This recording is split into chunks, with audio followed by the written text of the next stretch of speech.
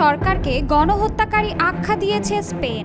দেশটির প্রতিরক্ষা company Israeli অস্ত্র নির্মাতা কোম্পানি রাফায়েলের সাথে 287.5 মিলিয়ন ইউরোর অ্যান্টি ট্যাঙ্ক মিসাইল চুক্তি বাতিল করেছে, যা আন্তর্জাতিক অস্ত্র বাণিজ্যে একটি গুরুত্বপূর্ণ মাত্রা যোগ করেছে।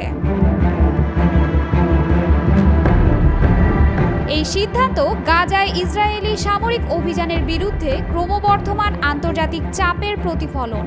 যদিও একাধিক পশ্চিমা দেশ ইসরায়েলের সাথে অস্ত্র বাণিজ্য স্থগিত বা বাতিল করেছে, আশ্চর্যজনকভাবে ইসরায়েলের অস্ত্র রপ্তানি 2024 সালে রেকর্ড $14.8 বিলিয়ন পৌঁছেছে, যা এই নিষেধাজ্ঞাগুলির সীমিত অর্থনৈতিক প্রভাব নির্দেশ করে।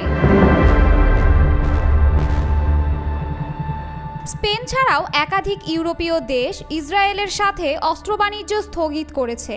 যুক্তরাজ্য 2024 সালের সেপ্টেম্বরে 350টি অস্ত্র রপ্তানি লাইসেন্সের মধ্যে 30টি স্থগিত করেছে। পররাষ্ট্রমন্ত্রী ডেভিড ল্যামি স্পষ্ট করেছেন যে এই সরঞ্জামগুলি আন্তর্জাতিক আইনের গুরুতর লঙ্ঘনে ব্যবহৃত হওয়ার স্পষ্ট ঝুঁকি রয়েছে। এই ঈদে জামা জুতো অ্যাকসেসরিজের ডিসকাউন্ট।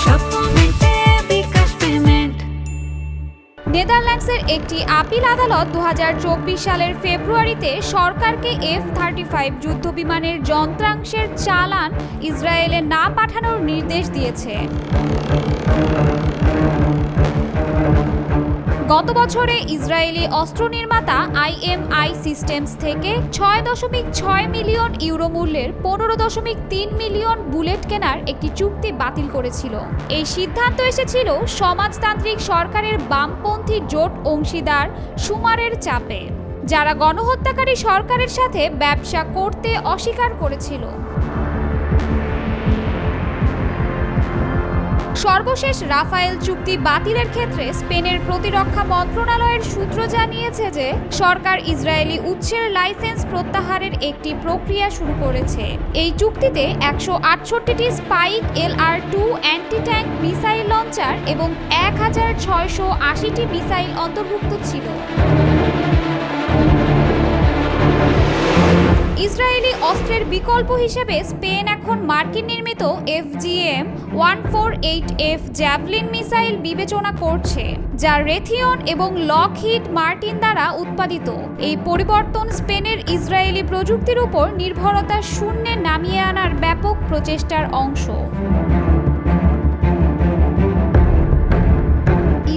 প্রতিরক্ষা মন্ত্রণালয়ের কর্মকর্তারা স্বীকার করেছেন যে তারা উদ্বিগ্ন যে কিছু সরকার, বিশেষ করে পশ্চিম ইউরোপে গাজা যুদ্ধের কারণে ইসরায়েলের সাথে অস্ত্র চুক্তি বাতিল করছে বা ইসরায়েলি প্রতিরক্ষা সংস্থাগুলোকে নিষেধাজ্ঞা দিচ্ছে। স্পেনের ইসরায়েলি অস্ত্র চুক্তি বাতিলের ঘটনা একটি ব্যাপক আন্তর্জাতিক প্রবণতার অংশ, যেখানে একাধিক পশ্চিমা দেশ গাজা যুদ্ধের কারণে ইসরায়েলের সাথে অস্ত্র বাণিজ্য স্থগিত করেছে। কানাডা, যুক্তরাজ্য, নেদারল্যান্ডস, ইতালি, বেলজিয়াম এবং জাপানের বিভিন্ন সংস্থা একই ধরনের পদক্ষেপ নিয়েছে।